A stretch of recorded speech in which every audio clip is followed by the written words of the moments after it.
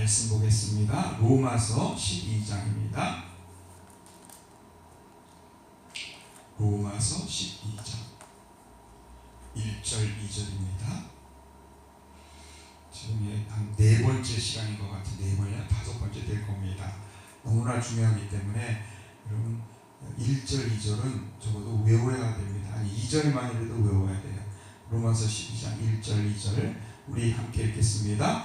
그러므로 형제들아 내가 하나님의 모든 자비하심으로 너희를 권하노니 너희 몸을 하나님이 기뻐하시는 거룩한 산제물로 드리라. 이는 너희가 드릴 영적 예배니라.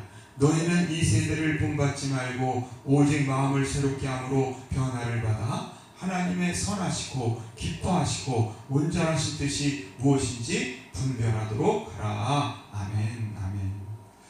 자, 이 부분은 제가 말씀드렸죠. 로마서 11장까지는 어떻게 무엇을 믿느냐 교리 부분이라면 12장부터 16장까지는 이제 그럼 어떻게 살아가느냐 기독교 윤리라고 그랬어요. 근데 기독교 윤리 얘기를 이제 3절부터 하기 전에 이제 그 대헌장, 기독교 윤리의 대헌장이죠. 헌법과 같은 것이죠. 기독교 윤리의 헌법과 같은 그런 얘기를 지금 여기 하고 있습니다. 자, 뭡니까? 너희 몸을 산 제물로 드려라. 여기 몸이라는 말은 성경에 보면 육과 다릅니다.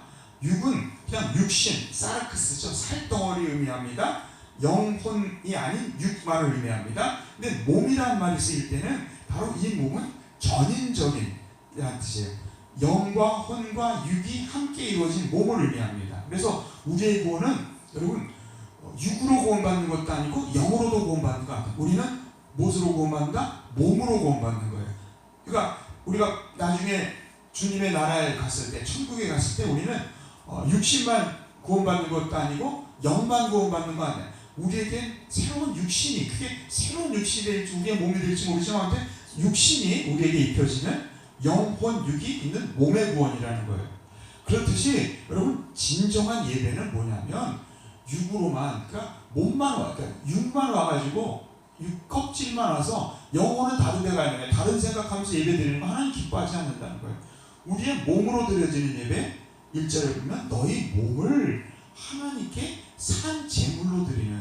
여러분 과거에는 어땠습니까? 그 동물 제사였죠. 우리를 대신해서 동물로 제물을 드렸어요. 그리고 예수님은 자기의 몸을 제물로 십자가에 바치셨어요. 그렇듯이 우리도 하나님이 기뻐하는 우리 몸을 하나님께 드려요. 삶으로 드리는 예배. 이것이 하나님이 기뻐하는 영적인 예배다. 이 영적이라는 말은 이게 로고스라는 단어와 연결돼서 말씀의 예배다, 신령한 예배다, 신령과 진정의 예배다 이렇게 표현할 수 있어요. 그러면 그런 예배를 드리려면 여러분 늘 말씀드리죠. 3가지 조건을 가지고 있어야 돼요. 2절입니다. 자, 2절을 보면 너희는 첫 번째 이 세대를 못하지 말고 본받지 말고. 여러분 첫 번째 우리가 몸으로 드리는 전인구원의 영적 예배가 되려면 첫 번째 이 세상을 멀리해야 돼요. 이 세대를 본받지 않아야 돼요. 우리는 알게 모르게 어릴 때부터 커오면서 가정에서든 사회생활에서든 우리는 어디에 익숙해져 있냐면 세상과 익숙해져 있습니다. 그렇죠? 세상과 익숙해 있잖아요.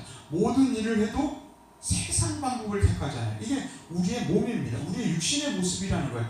마음도 어떻게 보면 영까지도 성령이 지배하는 것이 아니라 그 생각의 깊은 기라고 해서 기운마저도 세상 것을 본받는다는 거예요. 그래서 우리가 첫 번째 하나님이 기뻐하는 영적 예배자가 되려면 여러분 이 세상을 본받지 않아요.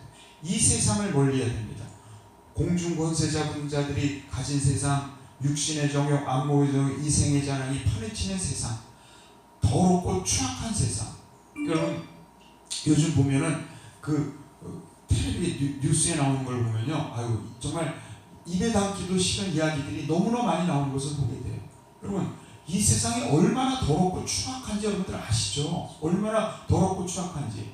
그리고 그 더럽고 추악한 것을 끝없이 쫓는 중독자들이 얼마나 많은지 모릅니다. 여러분 그냥 뭐 담배니 뭐 술 중독 정도가 아니라 인생들이 그 추악함에 중독되는 것은요, 말도 못하는 소돔과 고모라가 따로 있는 것이 아니에요. 이 세상은 지금 소돔과 고모라를 향해 나고 있다는 거예요. 여러분, 이 세대를 본받지 않는 분별할 수 있는 여러분들 되시길 바랍니다. 두 번째는 뭡니까? 오직 마음을 어떻게 함으로? 새롭게 함으로 변화를 받아야 합니다. 여러분, 우리 이 마음을 갖고는 안 돼요. 왜냐하면 이 마음은 어떤 마음이냐면 이 세대에 물들어 있는 마음입니다. 이 세대에 끌리는 마음입니다. 이 마음은요, 조금만 놔두면요, 바로 중독이든 뭐든 세상에 끌려가는 거예요. 여러분, 우리가 세상 사람들, 중독에 빠진 사람들을 함부로 욕하지 못하는 것은 우리도 알게 모르게 그러한 잘못된 것에 빠질 때가 있어요, 없어요? 여러분, 빠지면요 헤어나질 못합니다. 얼마나 헤어나질 못하는지. 여러분, 마음이 새롭게 변함을 받아야 돼요. 그래서 지난 시간에 말씀드렸죠. 여러분, 마음은 하나님이 지으셨습니다. 선하고 착한 마음으로 우리를 주셨어요. 그런데 그 처음 주셨던 그 마음을 그대로 간직하는 사람이 없어요. 양심도 없는 사람이 있는가 하면 양심에 무슨 일 맞은 자? 화인 맞은 자도 있다는 거예요. 화인이란 뭡니까? 사단의 노예라는 낙인이 지켜있는 사람이에요. 성경에 보면 인일, 성령의 인이다, 뭐 사단 마귀의 666인이다 그런 말이 나오는데, 저는 이런 생각을 해요. 정말 우리 마음에는요 그런 인이 찍혀있는 거예요. 도장이 찍혀있는 거예요. 사단이 우리 마음에 언젠가 와가지고 탁 찍고 가는 거예요. 그거 빨리 지우지 않고 그거 빨리 성령의 인으로 바꾸지 않으면 우리의 마음은 참 문제가 되거든요. 여기 오직입니다. 다른 일이 없어요. 세대를 본받고 세상을 따르던 마음을 새롭게 해야 합니다.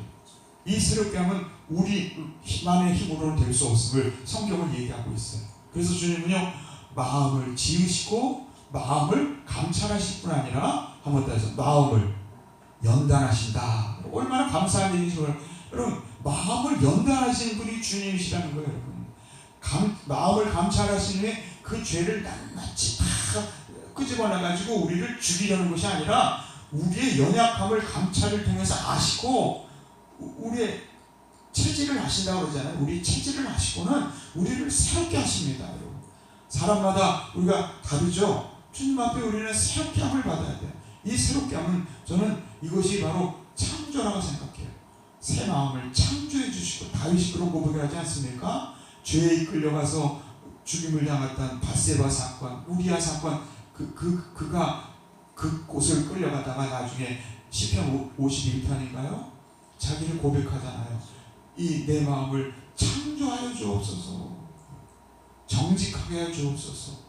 자, 새롭게 함으로 변화를 받아야 합니다. 여러분, 사람은 변할 수밖에 없어요.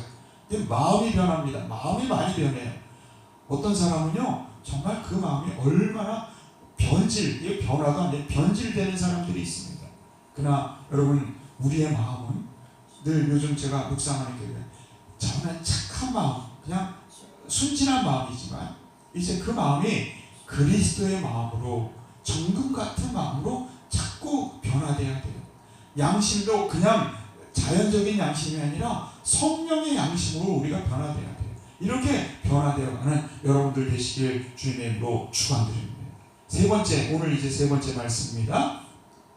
자, 한번 따라해주세요. 하나님의 선하시고 기뻐하시고 온전하신 뜻이 무엇인지 못하도록 하라? 분별. 여러분, 마지막 단계가 이거예요. 하나님의 뜻을 분별할 줄 알아야 합니다. 앞에는 세상을 따르던 그 잘못된 걸 분별하고 그걸 변화시켜야 되죠.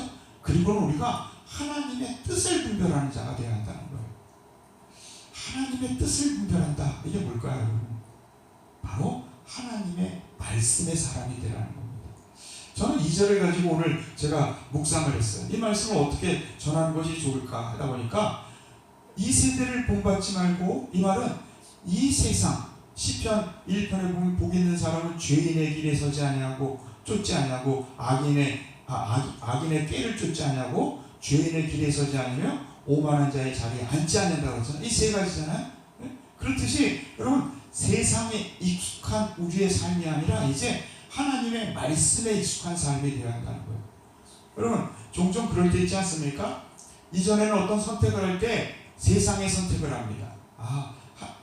내가 살아온 경험을 가지고 세상에서 사람들이 선택하는 그 선택을 할 때가 있어요. 그러나 어떨 때는요, 갑자기 나도 모르게 믿음의 선택을 할 때가, 그래, 이건 이렇게 해야지. 그럼 이게 바로 하나님의 뜻을 분별하는 거라고 저는 믿습니다. 이 세상의 모든 잘못된 습관들을 벗어버리면 이제 우리는 자꾸 하나님의 뜻으로, 이거 저는 이걸 말씀이라고 생각해요. 말씀에 가까워지는, 그래서 세상에 익숙한 자가 아니라 말씀에 익숙한 자가 되어야 된다 믿습니다.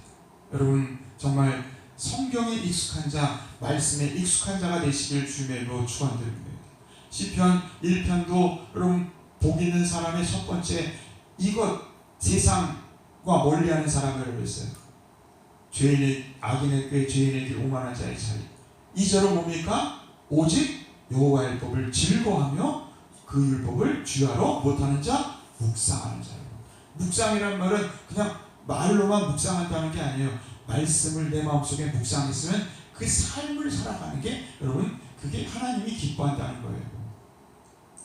쉐마라는 단어를 가지고 제가 여러분들께 이번 주간에 제가 한번 보내드린 적이, 쉐마란 무슨 뜻인가? 쉐마란 말은 이런 거, 들으라. 원래 쉐마 이스라엘아 들으라. 근데 여러분 이 성경의 히브리어는 아주 독특한 특징을 가진 글자입니다. 뭐 형용사는 여러 가지가 없어요. 아주 단순한 구조를 갖고 있어요. 그 단순한 구조의 하나 뭐냐면, 말하다와 순종하다는 같은 말이에요. 다바르라는 말하다나 그것을 따른다는, 순종한다는 다바르라는 말 자체가 하나님이 말씀하셨습니다, 하나님의 말씀을 듣습니다 같고, 쉐마도 마찬가지예요.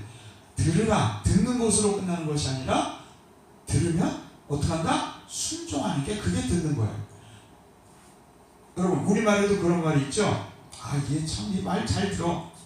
우리말이 참 그런 거예요. 잘 들어. 여러분 그게 무슨 말입니까?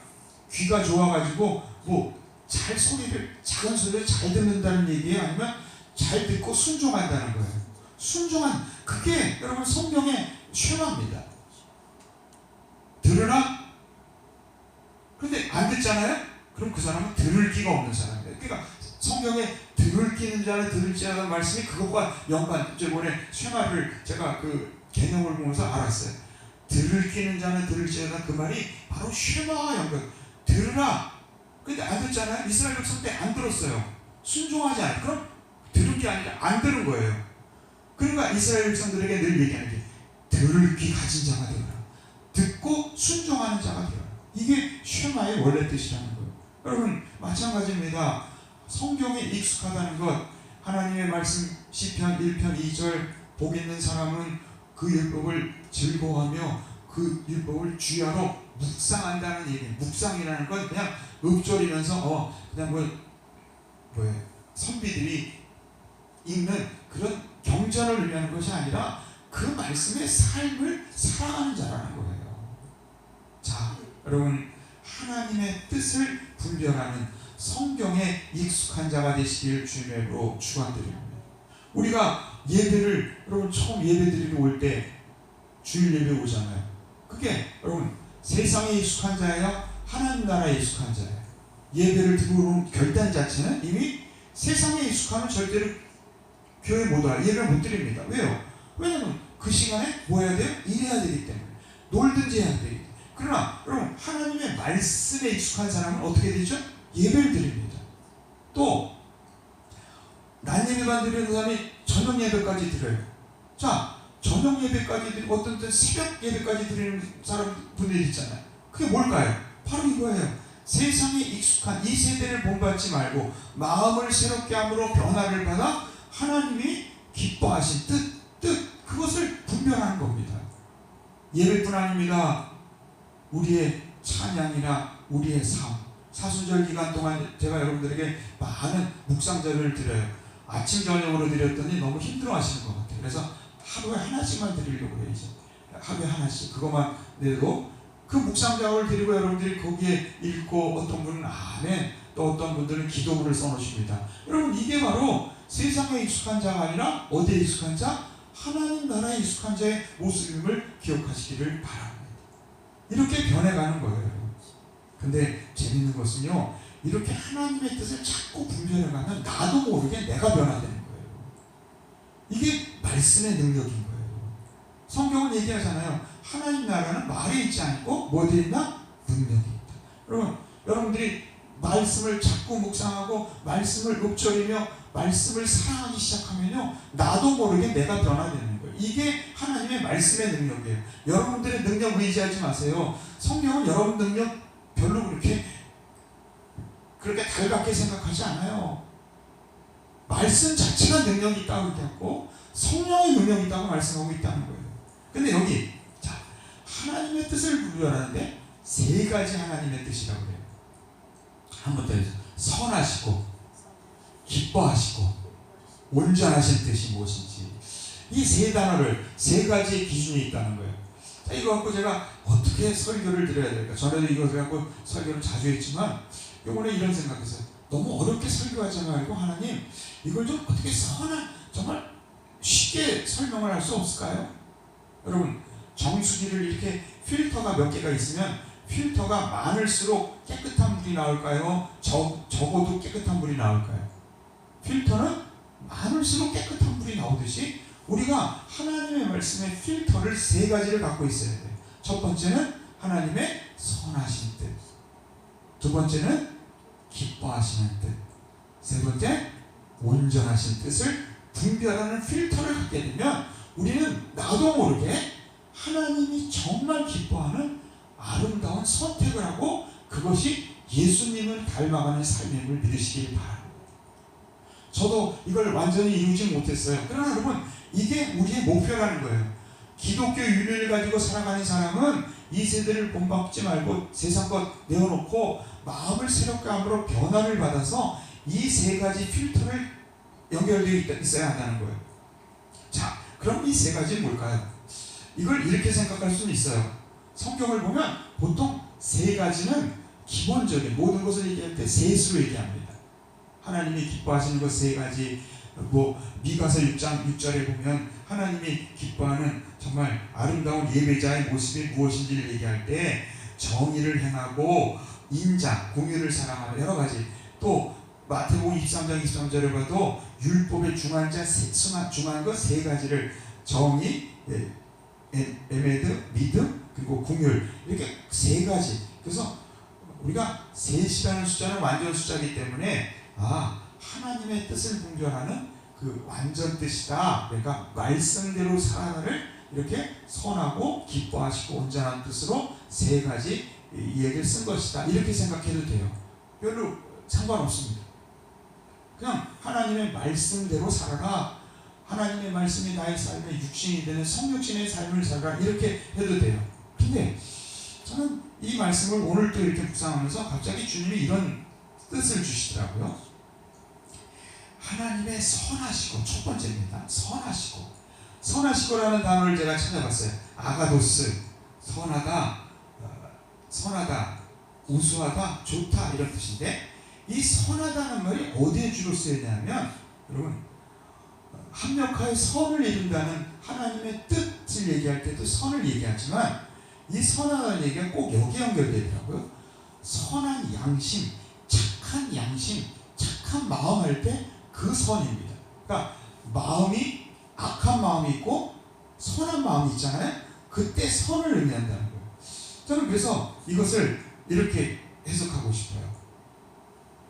가장 기본적인 우리 인생을 살아가는데 선한 길, 양심도 이성도 우리 스스로 판단할 때 선한 길을 먼저 택하라는 거예요. 쉬운 거 아닙니까, 여러분? 우리 양심이 화이 많거나 양심에 털 났다고 그러나요? 그렇지 않다면 여러분, 우리의 기본적인 양심은 선한 걸 구별할 수 있어요, 없어요? 있습니다. 그게 우리의 양심임의 이성입니다. 첫 번째, 여러분, 이렇게 하나님이 보시기에 선한 것, 뜻이 하늘에서 이루어진 같이 땅에서 이루어지는 그 선이 이루는 귀한 여러분들 되시길 주님의 이름으로 축원드립니다. 두 번째, 한번 더 해서 기뻐하시고. 저는 앞에 선한 것은 선한 양심이라는 착함을 얘기해요. 하나님이 우리 기본적으로 주신 양심 아닙니까? 그 양심은 로마서에 의하면 우리 마음의 율법과도 같다. 그래서 마음에 새겨진 율법이다 이렇게 얘기했어요. 여러분, 그것을 잘 활용하면 우리가 양심을 통해 하나님의 뜻을 이룰 수 있습니다. 그렇죠? 또 그것을 잘 활용하면 성령의 양심을 우리에게 발휘됩니다. 근데 두 번째, 기뻐하시고.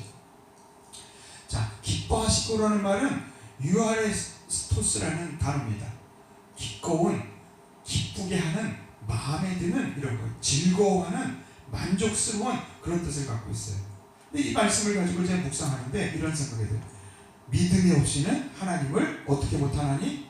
기쁘시게 못하나니. 그 말씀이 딱 떠오르더라고요. 자, 선하시고는 양심을 따라서 선한 것, 착한 것, 우리 일반적인 사람들이 생각하는 착한 걸 첫 번째는 선택하라는 거예요. 근데 그 다음 단계는 어떠냐면 믿음으로 선택하는, 믿음으로 선택하는. 믿음이 없이는 하나님을 못하게 못한다? 기쁘시게 못한다. 여러분, 하나님이 어떨 때 우리를 보고 기뻐하실까요? 믿음으로 선택하는 그 선택을 하나님은 기뻐하심을 믿으시길 바랍니다. 골리앗이 있었어요. 골리앗 앞에 여러분 사울 왕과 그 수많은 이스라엘 백성들이 쩔쩔매고 있었습니다. 왜요? 그들에게 하나님을 향한 믿음이 있었을까요? 없었을까요? 믿음이 있는 척해주는 믿음이 없었어요. 왕년의 신앙이, 왕년에는 하나님이 나와 함께 했다는 걸 아는데 지금 하나님이 함께 한다는 믿음은 없는 거예요. 그걸 볼 때 하나님이 얼마나 답답했을까요? 믿음의 백성들이 무엇이 없어요? 믿음이 없습니다. 근데 거기 누가 나타납니까? 아주 작은 다윗이 나타나요. 다윗이 거기서 여러분, 내가 저 골리앗을 넘어뜨리겠습니다. 아니면 저 아무것도 아니에요. 여러분, 하룻가마지 범무서운 줄 만영을 부렸습니까? 아니면 하나님이 나와 함께 하신다고 얘기하고 있습니까? 다윗은요, 과거에도 그랬고 지금도 그랬죠. 과거에 사자와 곰들이 양들을 납치해 갈 때도 그들과 싸울 때 내 힘으로 한 것, 내 능력으로 한 것이 아니라 누가? 하나님이 함께 하셨습니다. 지금도 저 골리앗 앞에 나가면 누가 함께 하신다? 하나님이 함께 하신다. 여러분, 이게 바로 믿음인 것입니다. 하나님의 선하시고 우리가 양심을 따라 행하는 것으로 하나님을 첫 번째 기뻐하게 해야 되지만, 두 번째 여러분, 더 나아가 우리는 믿음으로 선택하는 결단을 통해 다윗이 믿음의 선택을 하듯이, 사무엘이 믿음의 선택을 하듯이, 엘리야가 믿음의 선택을 하듯이, 여러분 베드로가 믿음의 선택을 하듯이, 여러분들이 믿음을 준 세상 사람한테 보여주면서 여러분들이 믿음으로 선택하는 순간 하나님은 기뻐하실까요? 안 기뻐하실까요? 너무나 기뻐하십니다. 아마 눈물 지으실지도 몰라요. 여러분, 이렇게 믿음으로 여러분 선택함을 통해 하나님을 기쁘게 하는 여러분들 되시기를 주님의 또 축원드립니다. 그래서 여러분, 이 기뻐하시고라는 유아레스토스라는 단어를 제가 이렇게 찾아봤더니 이런 거예요. 로마서 14장 18절, 이로써 그리스도를 섬기는 자는 하나님께 기뻐하심을 받으며, 고린도후서 5장 9절, 그런즉 우리는 거하든지 떠나든지 주를 기쁘시게 하는 자가 되기를 힘쓰노라. 어떻게 기쁘시게 할까요? 주님을 기쁘시게 하는 것은 모든 결정에서 믿음으로 선택하는 거예요. 믿음으로 결단하는 거예요. 선한 양심을 넘어서 하나님이 기뻐하는 길을 걸어가는 거예요. 하나님과 동행하는 거예요. 에베소 5장 10절, 주께 기쁘시게 할 것이 무엇인지 시험하여 보라 말씀하고 있음을 기억하시기를 바랍니다. 마지막으로 여러분, 첫 번째는 하나님의 선하시고 선한 양심을 따르는 것, 두 번째는 기뻐하시고 믿음의 결단을 따른 선택이라면, 마지막에는 무슨 뜻? 온전하신 뜻이 무엇인지 분별하도록 하라. 온전하신 뜻, 온전하신 뜻. 저는 이 말씀을 묵상하는데 오늘 갑자기 그 생각이 나요. 예수님이 그 산상수훈에 보면요, 하늘에 계신 하나님이 무엇하신 같이?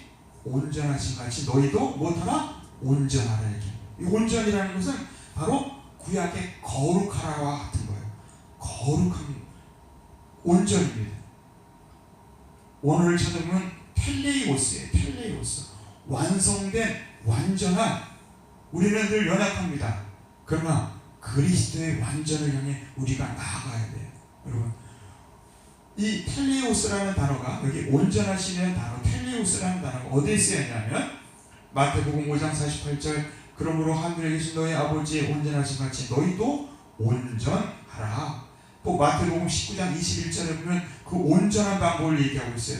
예수께서 가르칠 때 내가 온전하고자 할진대 내 소유를 팔아 가난한 자들에게 주라.